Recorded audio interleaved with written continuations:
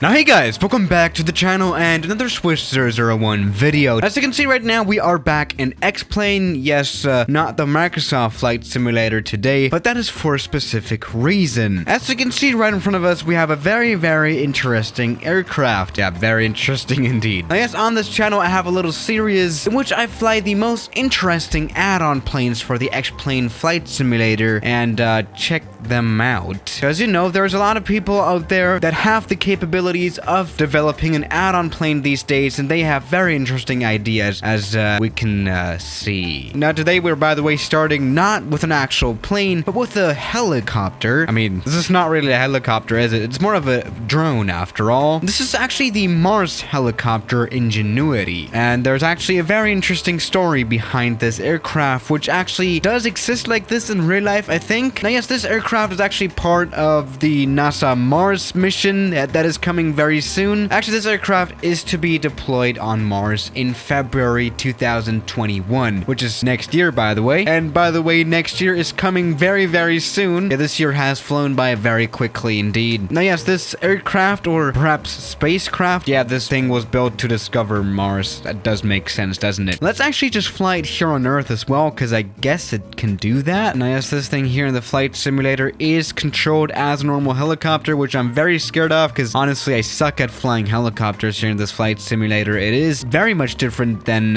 you know, flying a helicopter in something like GTA 5 or something. It definitely is different, but yeah, this one that does fly quite nicely, doesn't it? I mean, it's a drone after all. Well, to be quite honest, this is actually quite underwhelming. Yeah, this thing isn't very fast. It doesn't have a lot of power, which makes... Oh, that didn't work out, did it?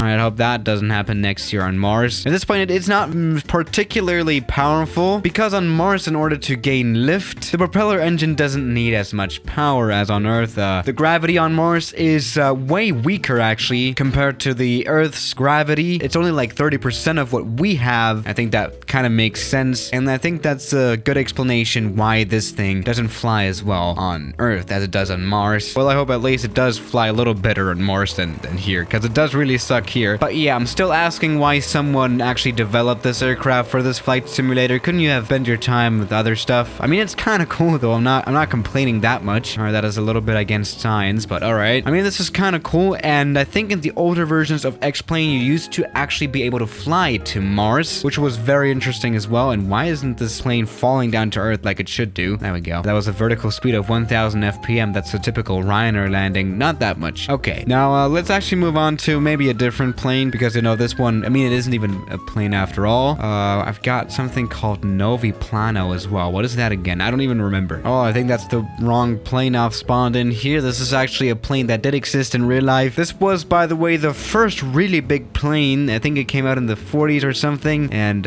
it crashed in the sea, because this one is actually a float plane and it didn't float. But I didn't actually mean to show this one. It's kind of interesting anyway, isn't it? No, the plane that I was actually intending to show was the Andromeda Nuovo, which has a very similar name, I guess. And this one, oh, yeah, this one isn't a particularly handsome plane, but let's give it a chance, I guess. All right, what did they write about this one? Hello, I would like to...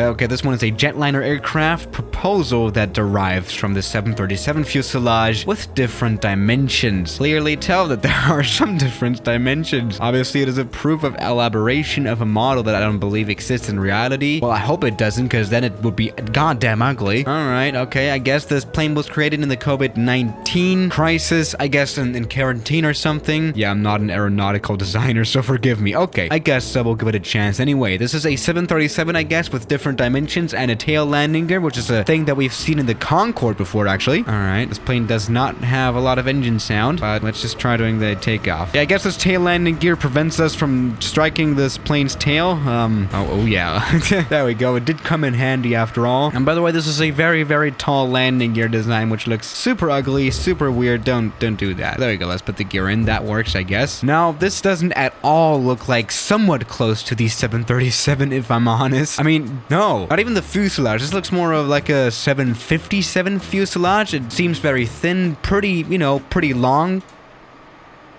That's what she said. And I'm not even gonna start about the wing. All right. I mean, it does fly apparently. That's a lot of, you know, lifting surface. So that's kind of cool, I guess. That makes for a very economical flight, and also means that we can flap our wings just like a bird.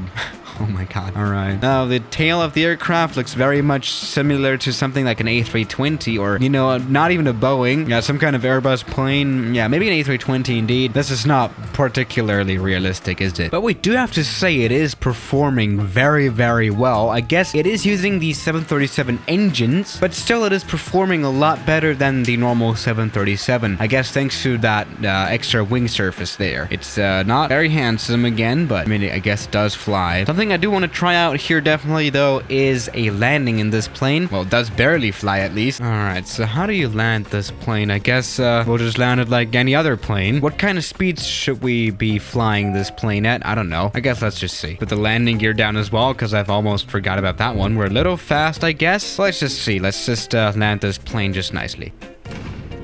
Alright. According to the flight simulator, this was an acceptable landing, which I guess that's fine. But it was for sure not a tail strike, was it?